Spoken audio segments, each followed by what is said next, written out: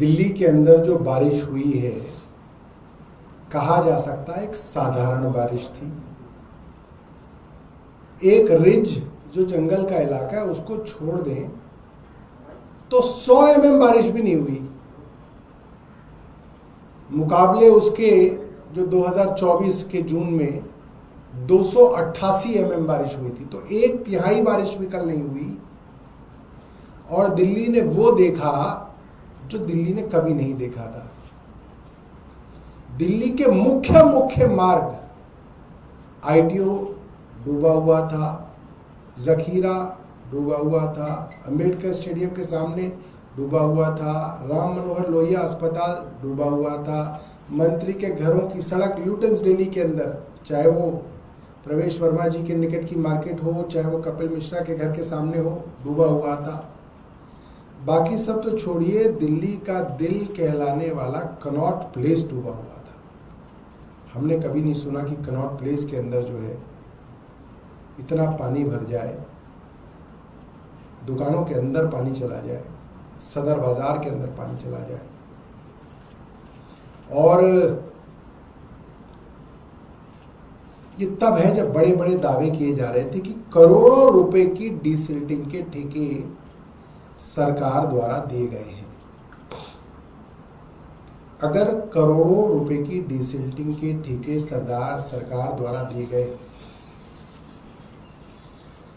MCD में दिए गए, इरिगेशन फ्लड कंट्रोल में दिए गए, PWD में दिए गए, DDA में दिए गए, NDMC में दिए गए, और उसके बावजूद भी दिल्ली पानी में डूब गई, तो इसका मतलब डीसिल्टिंग के नाम पर बड़ा और करोड़ों रुपए का भ्रष्टाचार हुआ है। इसके अंदर कोई दो राय नहीं बनती है।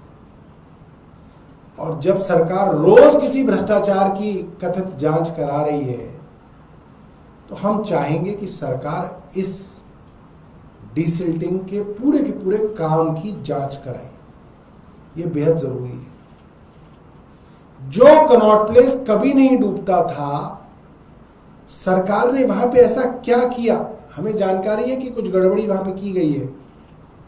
सरकार के द्वारा ही कुछ ऐसा किया गया है जिसकी वजह से कल कनॉट प्लेस पानी में डूब गया। ये जो रिपब्लिक ऑफ मिंटो ब्रिज को बचाने की पूरी कोशिश चल रही थी, एक पूरी की पूरी जो है राज्य बना दे गया है मिंटो ब्रिज को। मिंटो ब्रिज की मुख्यमंत्री, मिंटो ब्रिज के मंत्री, मिंटो ब्रिज के LG सब मिंटो ब्रिज को बचाने में लगे हुए थे। उसके नतीजन आपने कनॉट प्लेस पूरा डुबो दिया। ये मैं आपको बता रहा हूं वो बात जो वहां के लोग कह रहे हैं। इसकी जांच होनी चाहिए कि कनॉट प्लेस क्यों डूबा, और करोड़ों रुपए, सैकड़ों करोड़ों रुपए जो डीसिल्टिंग के नाम पर जिनके ठेके दिए गए, उसकी जांच होनी जरूरी है। दूसरा, मैं सरकार से सवाल करना चाहूंगा, मुख्यमंत्री रेखा गुप्ता जी से मेरा सीधा सवाल है। दिल्ली उच्च न्यायालय ने यह कहा कि जितनी भी डीसिल्टिंग की बातें होती हैं, कागजी होती हैं, इसमें बड़ा भ्रष्टाचार इन्वॉल्व होता है। लिहाजा जितना भी डीसिल्टिंग का काम है, इसकी इंडिपेंडेंट एजेंसी से थर्ड पार्टी ऑडिट होनी चाहिए। ये मैंने नहीं कहा, ये माननीय हाईकोर्ट ने कहा है और सरकार को आदेश दिए हैं। और ये आदेश कहते हैं, court on its own motion in its judgement dated 8/4/2024 in WPC 7594/2018 and 9617/2022 in Union of India and Government of Delhi and others.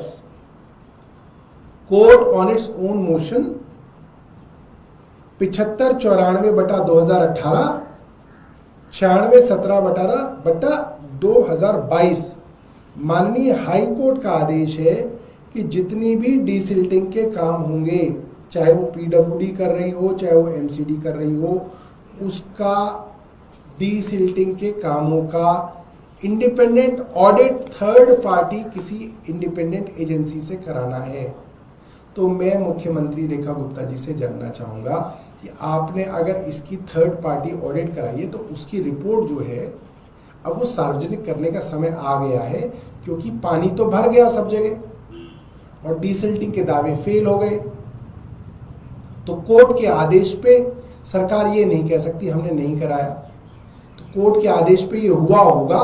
इस थर्ड पार्टी ऑडिट की जो रिपोर्ट है वो सार्वजनिक सरकार कर दे, और ये जो डीसिल्टिंग के नाम पे बड़ा भ्रष्टाचार पूरी दिल्ली में हुआ है, जो दिख रहा है, इसकी जांच कराई जाए कि इसके अंदर कौन लोग जो हैं इसके अंदर शामिल हैं। ये आज की बात थी। आपको कोई प्रश्न हो तो पूछ सकते हैं।